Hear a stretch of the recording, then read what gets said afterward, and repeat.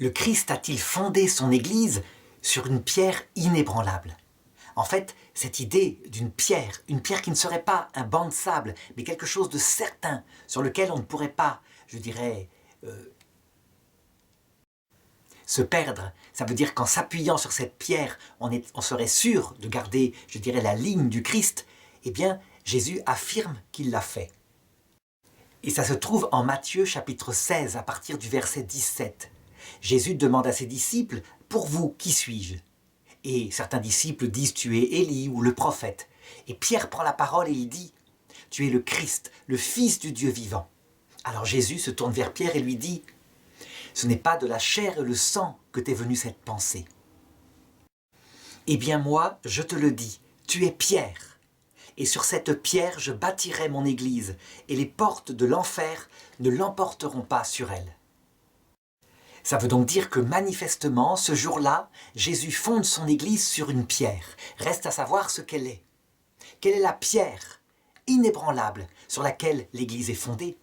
Eh bien, ça ne peut être que dans le premier sens, Jésus lui-même et son Esprit Saint. Il est évident que c'est lui qui donne vie à l'Église, que c'est lui qui lui donne d'être solide, de résister aux attaques du démon. Donc il faut bien comprendre, la seule pierre, c'est Jésus. De même, dans un autre texte, quand Jésus dit « N'appelez personne mon Père », car vous n'avez qu'un seul Père, votre Père qui est dans les cieux. Ça veut dire que le seul qui est Père dans ce monde, c'est le Père éternel. Cependant, on le voit dans ce texte-là, la première chose que fait Dieu le Père lorsqu'il crée l'homme et la femme, c'est de faire de lui un père et une mère, en lui disant « Soyez féconds, multipliez-vous ».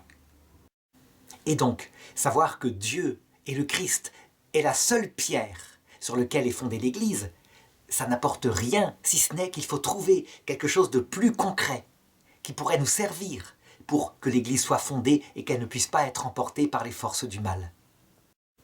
Eh bien, cette deuxième pierre que les protestants mettent en avant, avec raison, c'est la foi dans le fait que le Christ est le Fils du Dieu vivant, éternel. Il est Dieu qui s'est fait homme. Il est certain que, fondé sur cette foi-là, qui est la base de tout, on pourrait dire que le reste se déduit, à savoir que si le Fils de Dieu, c'est lui qui a prêché, c'est lui qui est mort sur la croix pour révéler le Père, alors en regardant le Fils, on connaît le Père, donc on connaît Dieu. C'est véritablement le contenu que donne la foi de l'Église centrale, au point que Saint Jean dit, si quelqu'un nie le Fils, alors il ne connaît pas non plus le Père, et donc tout le reste, à savoir la possibilité d'aimer Dieu comme un ami, disparaît, tout l'Évangile disparaît. Et les protestants s'arrêtent là en disant, eh bien c'est cette foi dans la divinité du Christ qui est la pierre sur laquelle l'Église est faillie, et les portes de l'enfer ne l'emporteront pas sur elle. Cependant, il faut aller plus loin. On voit bien que celui qui a dit « Tu es le Fils du Dieu vivant » s'appelle Simon. Et Jésus lui change son nom, il l'appelle Pierre. Ça veut donc dire que très concrètement, et c'est comme ça que l'Église, dès le départ, l'a interprété, très concrètement, un homme, un pauvre pécheur, quelqu'un qui était pécheur de Galilée, il va devenir, sur certains points de son comportement, une pierre d'angle sur lequel Jésus va fonder son Église. Et ça, évidemment, ça ne peut venir que de Jésus. C'est ce qu'on appelle le charisme. Le charisme, ça veut dire un don au service de l'Église qu'il fait reposer sur un pauvre homme qui n'en peut rien, qui est Simon-Pierre. Le charisme d'infaillibilité lorsqu'il va définir, dira l'Église plus tard, en 1870, la doctrine universelle du salut. Ça porte donc là-dessus. Évidemment, si jamais Jésus a fondé une telle pierre très concrète, qui est là, visible, dans ses enseignements universels concernant ce que c'est que le salut et comment obtenir le salut, c'est quelque chose de formidable. Ça veut dire qu'en le suivant, on ne peut pas se tromper. Eh bien, c'est absolument ce que croit l'Église que Jésus a fait.